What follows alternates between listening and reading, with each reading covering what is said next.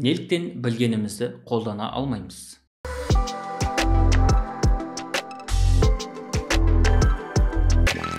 Өмірде әртүрлі адамдар бар, әртүрлі ғалымдар бар, әртүрлі оқушылар бар.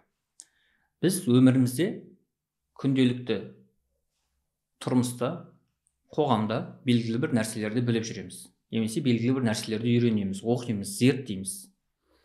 Бірақ осы нәрселердің барлығын біз жеткілікті көлемде қолдана алмаймыз. Яғни білгенімізді қолдана алмаймыз. Неліктен? Оған әсер ететін өте көп факторлар бар. Солардың бірнешеуін атап өтейік. Ол бірінші, сіздің оқығаныңыз, білгеніңіз, үйренгеніңіз, зерттеген нәрсеңіз қазіргі қоғамға маңызды болмай қалуы мүмкін. Яғни бұл ақпаратыңыз ескірген болуы мүмкін. Осы нәрсеге мән беріңіз. Демек, бірдеңкені үйренер кезде, бір нәрсені оқыр кезде, бір нәрсені білген кезде, ол қаншалықты қазіргі қоғамға керек, немесе болашаққа қаншалықты керек. Белгілі бір уақыт өткеннен кейін бұл ескіріп қалмайды ма деген секілді өзіңізге сұрақтар қойыңыз. Мысалы, өмірімізде оқитын кітаптар өте көп. Бірақ ол кітаптар сіздің мақсатыңызға сәйкес, қайсысы сізге маңызды, қайсысы маңызды емес, соны сұрыптай алу керексіз.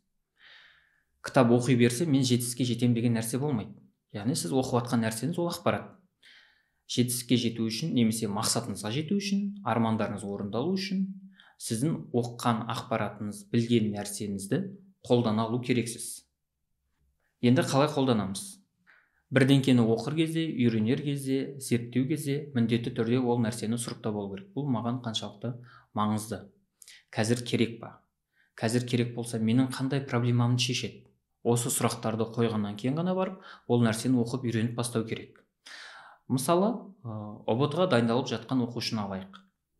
Ол математика оқып жатыр делік. Оның миында сұрақтар бар. Бұл маған не үшін керек? Қайда қолданам? Маған қандай пайдасын тигізеді деген секілді.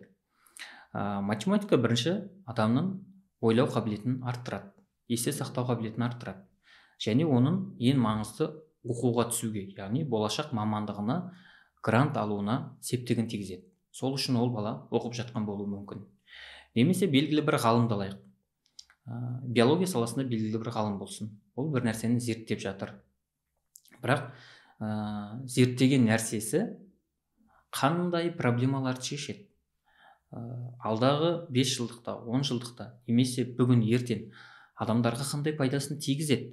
Осы нәрселерді ойланғаннан кейін ғана барып, ол өз саласында зерттеу жүргізіп, және соның пайдасын тигізуі керек.